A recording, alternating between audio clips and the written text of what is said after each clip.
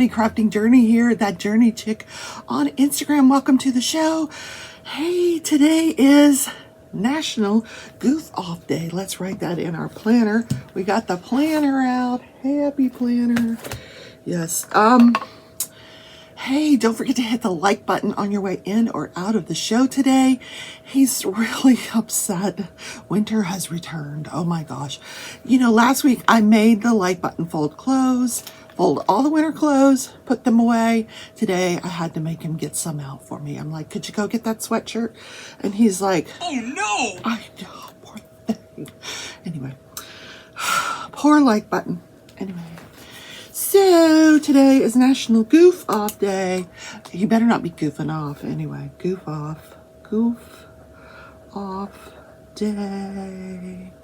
And this day in history, we're going to talk about the McMartin children's cases. McMartin cases. That goes back a ways. The McMartin cases. It kind of started this whole trend of children accusing adults of sexual child abuse. And let's see, what else is going on? It is Tuesday. I am working from home. I have a 9 o'clock meeting. Oh my God, you guys, stop the presses. Stop the presses. You are not going to believe. I'm going to diamond paint while I talk today. You are not going to believe what happened yesterday. Oh my God. My sister didn't guess. I'm going to put the light pad on just because I'm blind. Light pad. Come on. Ooh, light pad. Come on. Just waving my hand over. It's not. Usually this works. Come on. Oh, it's way over here. Holy moly. Okay. Where was I? What was I talking about? Look, brain fog. Oh. The revelation. So I'm at work yesterday. I'm sitting at my desk, and one of the girls comes in and she's like, Kayla wants you in her office right away. Everybody needs to come in her office. And Kayla, that's my boss. Do you know, I never met anybody named Kayla until I moved to Kansas. Now, everybody is named Kayla. Where did that name come from? I've never even heard of it till I moved here.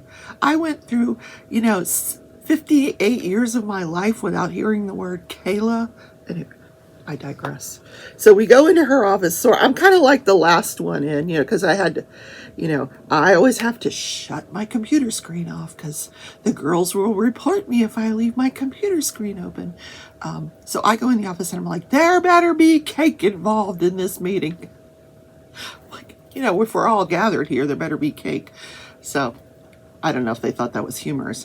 Well, given the context of what the meeting was actually about, it probably was very inappropriate. But who knew? So my boss stands there and said, oh, I have worked for this company for 21 years. And this morning I gave my resignation. Now my inner me is going, yay. The like button is saying, where's the like button? Yeah! We were together on that sentiment. So she gives her little speech. She's crying, I'm leaving. Well, she found a better job. One that she's more suited to. She was never meant to be like the boss of anybody. She really wasn't. As you can tell from some of my stories about her. Let me grab some coffee. Ugh. And today, kindness matters. I don't want to spill it all over my painting. Although it would be the perfect color, that I could just not diamond paint it.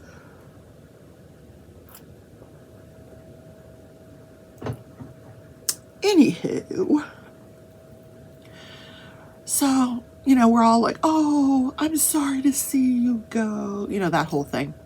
Anyway, meanwhile, no cake. So she gave her 1 month notice. So I will deal with her on today's phone call, and Thursday and Friday when I go in the office, I'll say, farewell, goodbye, da da da da da da da, do do do do do do do do do do do. Yeah, Sound of Music, whatever.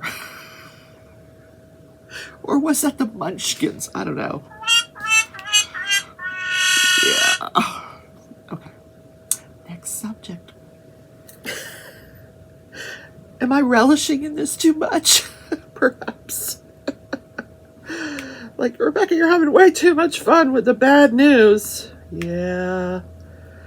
And the girl that sits behind me, who comes in every day at 9:45. We're supposed to be there at 8:30. She's like, oh my gosh, will the next boss be as flexible? And I'm thinking, probably not. Yeah. Probably not. Breaking out the pink ombre tweezers. Oh yeah. Oh yeah. Oh man. I like them because it's nice and long. I just noticed though, it's branded. It does say Diamond Art Club on here. You can barely see it because this is pink and they wrote it in red. But super cute. Super cute.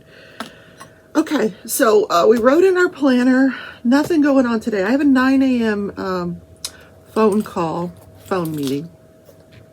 Google Meet. That's it for today. Tomorrow is my pre-op appointment. So I have been having this problem with my ankle, and I've diagnosed myself. Now, it's not really the ankle, it's the Achilles tendon. That's, it's like the back of the ankle where it connects to the bottom portion of your leg. That was not very nurse-like of me to say it that way, but for like 9 or 10 days now, it's been really hurting me. I find that when I ice it, it helps, and I stay off of it, it helps. But walking through the parking lot yesterday in the pouring rain, trying not to get wet, trying not to fall, yeah, it's starting to hurt again. Well, I mean, it never stopped hurting, but it was getting better. So, I don't know. I'm just going to ignore it, and it'll go away. I'm thinking maybe it's a function of the way I'm walking on my knee.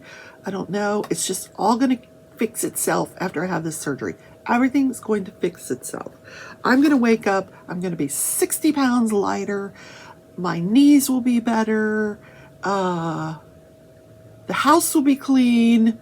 The like button will not be depressed anymore. What are the chances, huh? No, slim to none? Okay, stop. Yes, I know, slim to none. Okay, phone was stuck to the canvas.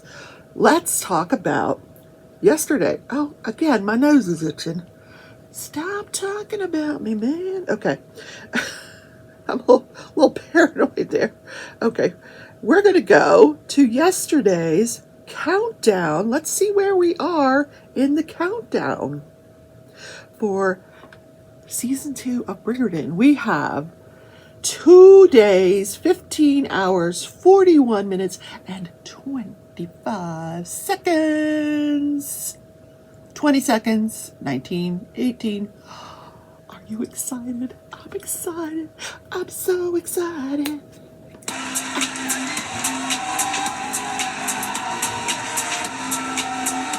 Okay. Yes. 2 days, 15 hours, 41 minutes. It feels like a lifetime. I'm being silly. Yeah. Let's talk about National Goof Off Day. Now, this is a day to do anything but work. Now, I do have to do work, but I'm anticipating doing a bit of goofing off because the spreadsheets that I'm working on are all messed up. I didn't do it. I did not do it. Well, they're supposed to connect with another spreadsheet that the IT analyst put together, and for some reason, part of the spreadsheet is not linking to the information that they set up for me. The sources of the information. So I put that in their hands yesterday, and I'm waiting for them to get it fixed so I can resume working on my spreadsheets. So I can't work on the spreadsheets until I get that little glitch fixed. Yeah. If it's not one thing, it's another. Yeah. And then I'm kind of caught up on everything else. So I'll do this meeting this morning, do some diamond painting, and then I can't. Raise your hand. I cannot get used to this time change. I was up till like 1 in the morning last night. I just cannot sleep. I'm tired. I'm yawning. I can't sleep. I don't know if... think, well, last night I was a little anxious. I will say that. Yes, there's been a bit of anxiety going on, but you know, I know that I'm tired, so I need some sleep. Anyway, I'll get plenty of sleep when I have the surgery, so not to worry. I'm not going without sleep. Stitch, hi buddy. He's in the house because it is freezing cold outside. Not freezing cold, obviously, but we are expect freezing cold tonight, perhaps even snow. Again with the snow. Are you serious? I told my neighbor she went shopping the other day, and I saw her getting out of the car with these beautiful spring hanging plants, and I'm like, you're jinxing us. And she's like, I know. Yeah. See what happens when you buy spring plants too soon? Now, when is the first day of spring? That's coming up here soon, I think. The first official day of spring. We'll figure it out. So, let's do crafting and crime daily.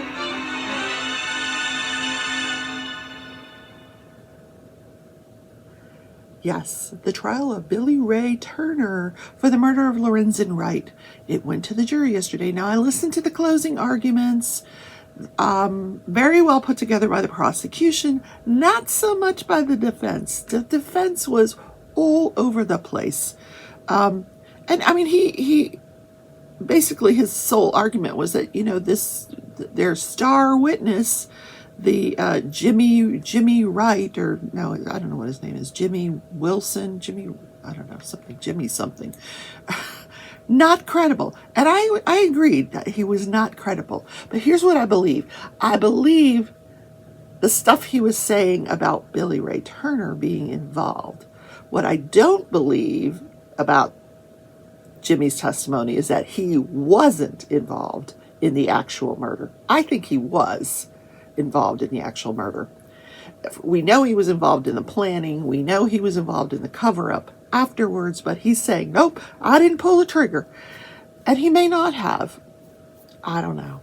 But did I believe him about the Billy Ray Turner part? Yeah. So he was charged, Billy Ray Turner was charged with first-degree murder, which for the murder of Lorenzen Wright, where he chased him down. He and this Jimmy, star witness Jimmy, and Lorenzen's ex-wife Shara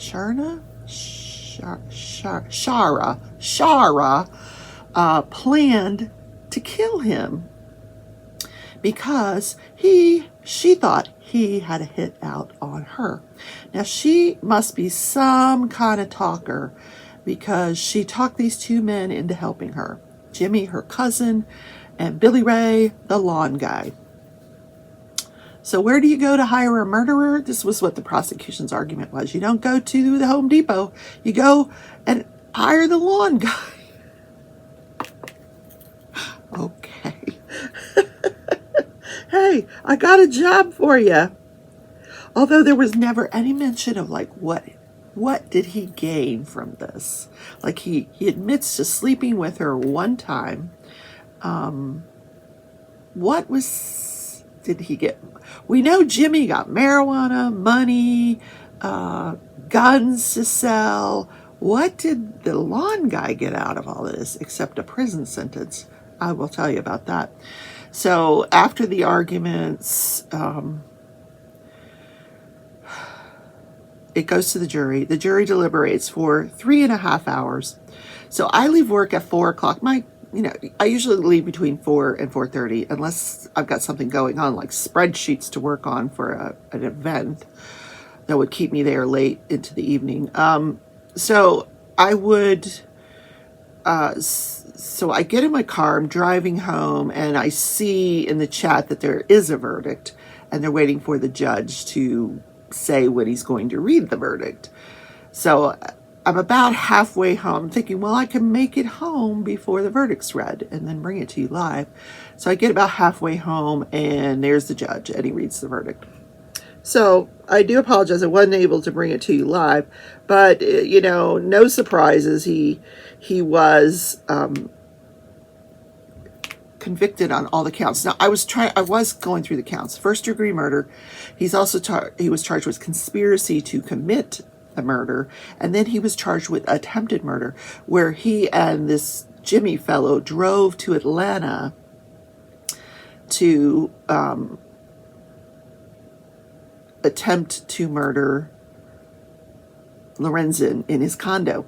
Now, I was worried that there wasn't enough evidence for that, but I missed a witness. When I went back to check to see if I had heard all of the witnesses, I found one witness that I had not realized had testified, and it was Lorenzen's roommate for that condo. And his testimony was that he always slept on the couch, which completely corroborates Jimmy's testimony that when they went in through this unlocked window, that witness, the witness roommate also said that Shara had been there the week before, or just a few days before this alleged break-in.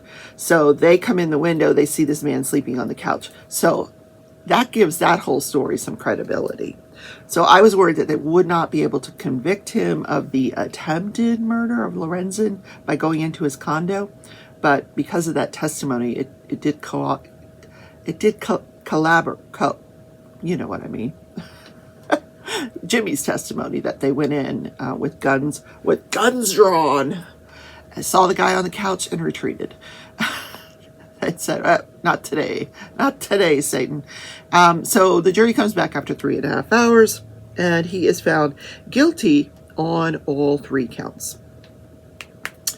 Now, the first degree murder, apparently there is a death penalty in this state of Tennessee, but the prosecution was not going for the death penalty.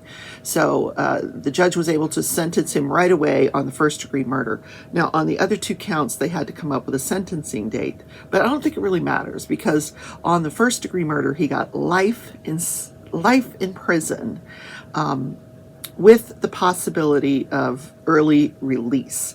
And he said by early release, he would be earning 15% gain time for good behavior. And the life in Tennessee means 60 years. So you must serve 60 years, but if you have good behavior, there's a possibility you could get out at 51 years, which would put this guy into his 90s, I think, 80s or 90s. So he got life in prison. So I think the sentencing on the other 2 things, they're probably going to run concurrent anyway with this life sentence. So it's kind of a moot point. Yeah.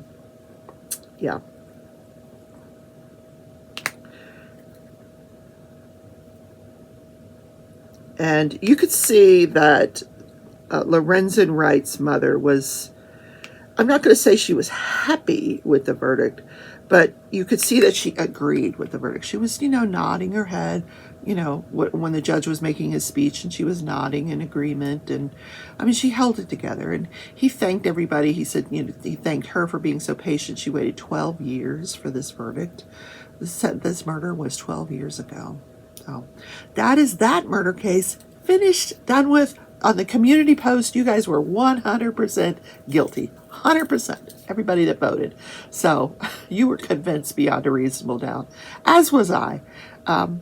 Note to self, lawn guy, don't take outside jobs. Yeah, just do the lawn and then leave. Okay? Yep. But you know who came off smelling like a rose? The pregnant nanny. I know, I'm terrible. Okay, next trial, William Husel.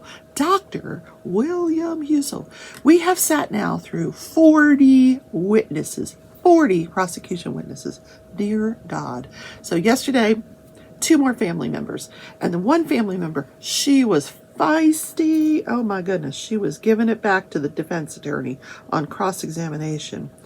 And pretty much the same story. Dr. Husel said he could make her husband comfortable. They were at home watching a movie, and he started hyperventilating. And she's like, honey, you're hyperventilating. And he's like, call 911. So she's like, she runs into the kitchen. She's calling 911, but she runs into the kitchen and she gets a paper bag for him to breathe into. And she teaches him how to breathe into the paper bag, and he stops hyperventilating. So by the time the rescue people get there, he's not hyperventilating anymore. But they check his blood sugar because he's diabetic and he's had this wound on his foot for a while. And they said, it's a little high. We need to take him in. So she's thinking, well, this is not a big deal. He's got high blood sugar. So I'll meet you over there. Let me get the dog in the house and lock up, and I'll meet you over in the ER. When she gets to the ER, he's coding. Now, this is the same woman whose daughter was studying to be a nurse. And this daughter is believed to have gotten this whole ball rolling with this William Husel case. She is the one that took her mom from the waiting area, the special waiting room, and said, we're going to go find Dad. She finds Dad. They're coding him. She asks a bunch of questions. They take him to the CT scan. They get him up on a ventilator into the ICU, where Dr. Husel meets them to tell them he's brain dead and would they like to have him pass easily and take him off the ventilator. And she's like, well, what were the results of the CT scan? And he's like, ignoring her question. And then the mom agrees to it because she's thinking, okay, she's thinking this is a blood sugar issue, we'll take him off the ventilator. And they take him off the ventilator and he's dead. He dies. And now this woman, the daughter, was pissed. Well, so was mom, but not at the time. She said, at no time did we sign a do not resuscitate order. Never. This is the same family where the chaplain came up afterwards and tried to get them to sign a do not resuscitate order. So this is the family got this ball rolling, but let me tell you what she was saying to this defense attorney. She was just giving it back to her, and the judge was letting her. The defense attorney, her last name is Menashe. She says, you have a vested interest in this case, do you not? Meaning she has several lawsuits, one against the hospital, one against Dr. Husel. And this is Mrs. Allison, Christine Allison. She says, he killed my husband. Menashe says, and I realize that's your belief. And Allison says, no, it's not my belief. That's what happened. I was there. You were not.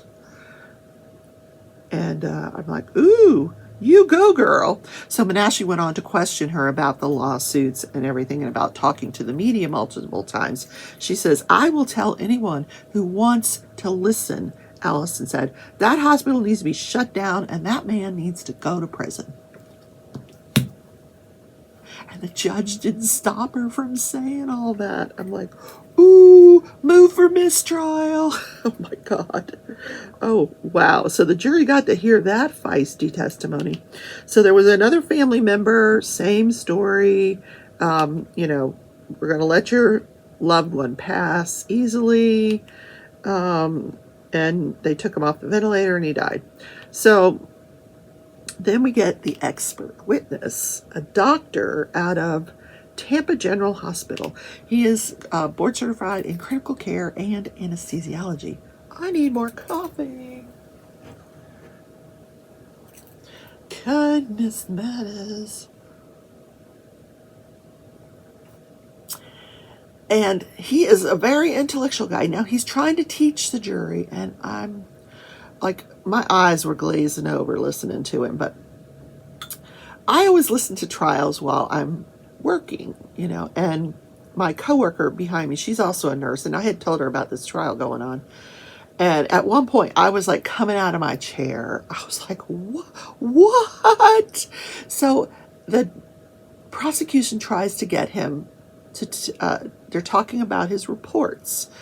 He reviewed all these records for the 14 families, and he issued a report on each and every case about, what he reviewed and what his expert opinion was as to the actions of Dr. Husel and whether it fell within the standard of care. Now that's a term of art in the medical industry and legal industry.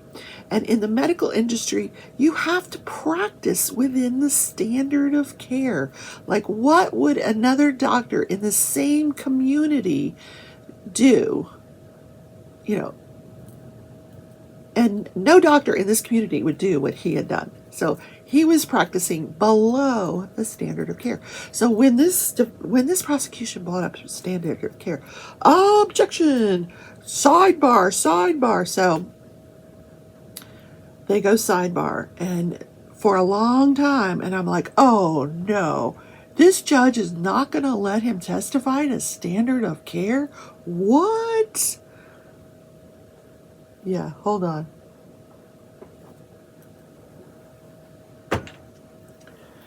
So the sidebar ends, and now this is where I'm coming out of my chair. I'm like, oh, you're wrong, Judge, you're wrong. He tells the jury,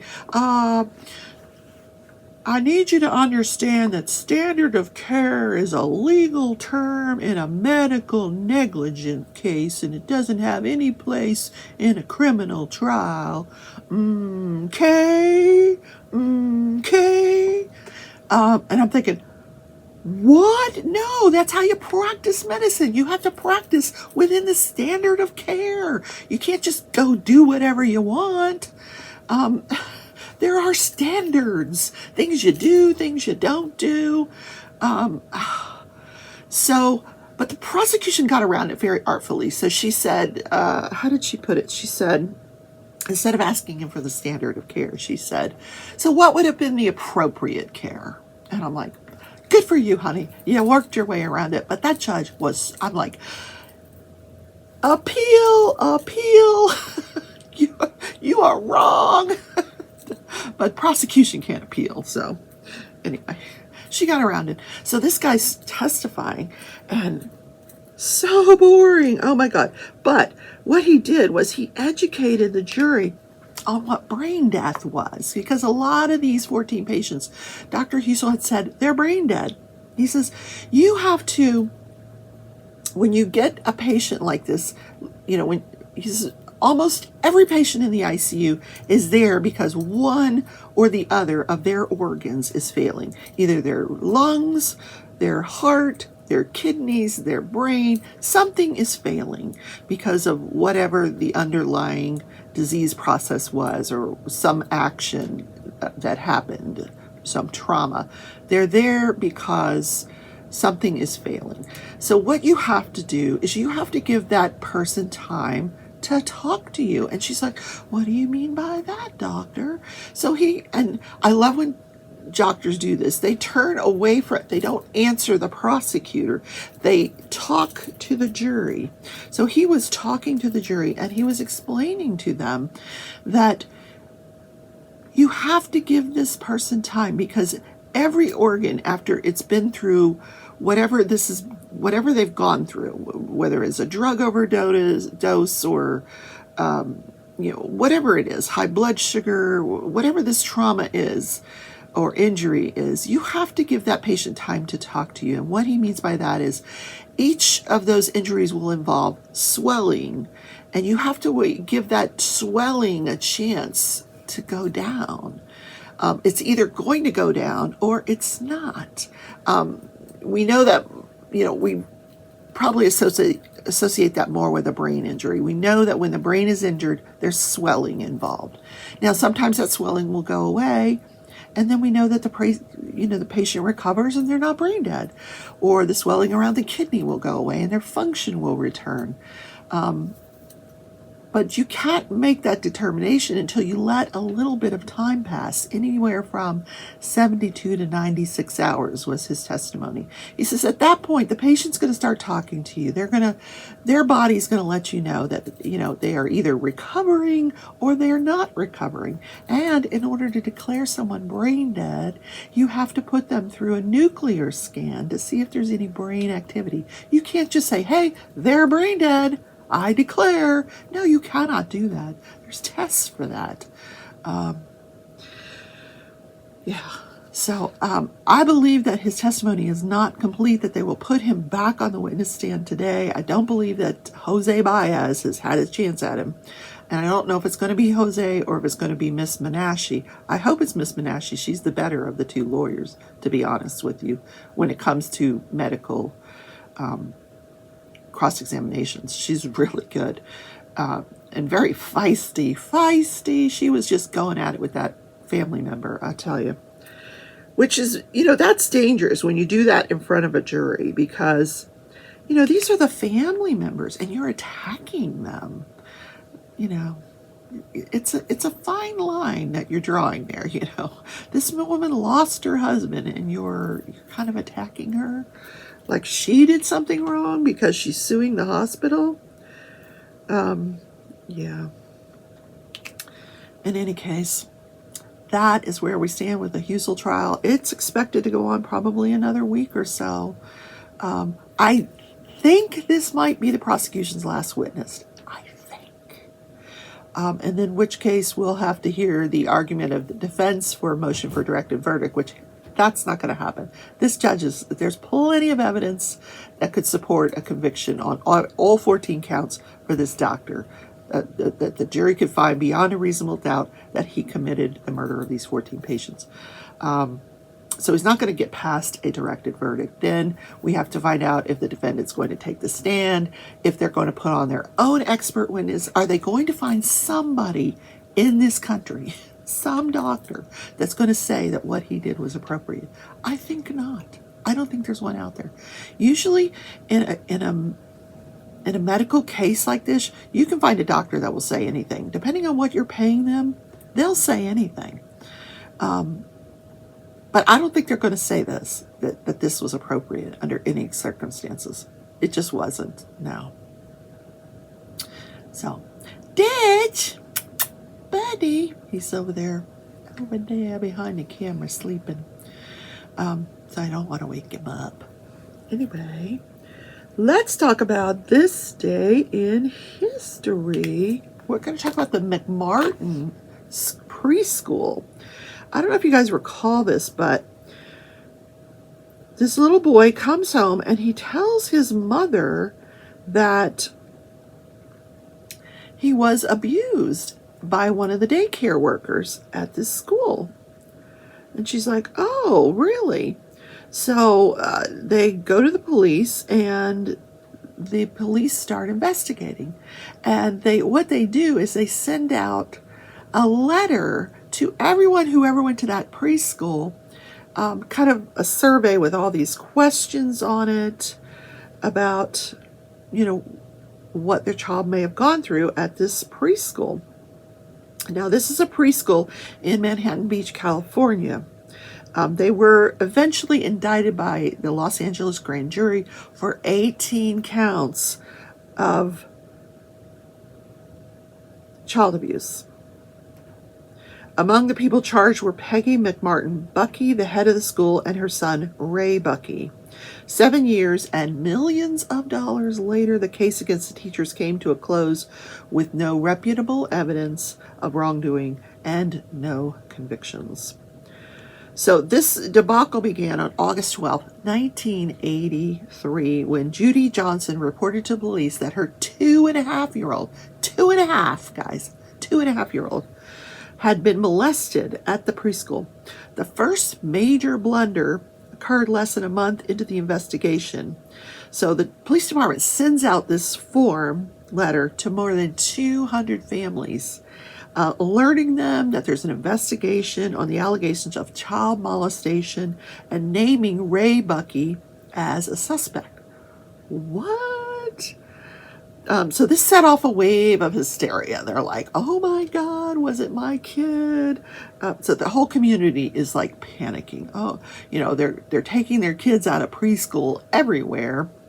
So, so all the children that attended that school were sent to this institute called Children's Institute International, CII, where they had psychologists that were experts in eliciting these stories from these children, and wild stories. Like the stories kept getting crazier and crazier. Like one of the stories was, they took me to a cemetery and made me watch as they chopped up the grave and blood was spurting everywhere. Well, what? Yeah. No, we know that that never happened. So the allegations that this CII produced grew more bizarre every day. Yeah. So, of course, there wasn't any corroboration with any of these wild allegations, nor were there any witnesses to any of this. The truth or falsity of the allegations mattered little to the community at large. The McMartin school was burned down. Somebody burned it down in an arson attack. And then 7 other local preschools closed. They're like, nope. They were all afraid. They're like, oh my God, am I next? Not just the arson, but are these children going to start accusing us? No, we're out of this business. And then it spread across the country. Like, people were getting out of the daycare business. Yeah, because people were believing these kids. So unfortunately, for other child care workers around the nation, the abuse scare of the early 1990s found many victims. More recent research has demonstrated that questioning techniques of children can easily be manipulated so that the child will answer. The child will give the answer that the questionnaire desires. Like, you can lead them to say anything. Did you go to the grave? Did he chop up the grave? Yeah, he was hot. Kids will say anything you want them to say, like expert witnesses, right? Terrible. This whole McMartin thing was really terrible. It ruined lives. Yeah, it really did. Ruined businesses, ruined lives. So guys, that is the show for today. Hope you enjoyed the content. Don't feel sorry for the like button. He'll get over, being upset about the cold. But make sure you hit him on the way in or out. And please subscribe if you're not already subscribed to the channel and you enjoy the content. If you're already subscribed, consider becoming a member of the channel or a Patreon. The link is down in the description for both of those. And your money, donations, every money, go to support the content of the channel. Yes. Poshy pens. I bid on 2 more yesterday. I'm like, oh, that's gorgeous. I'm bidding. Yeah. So anyway, maybe I won't win because I don't need to buy any more pens. I really don't. This one's so daggum gorgeous that, why do I need more pens? So, and ring the notification bell so you don't miss a single episode. So I will see you tomorrow morning in Crafting and Crime. Love you all. Bye.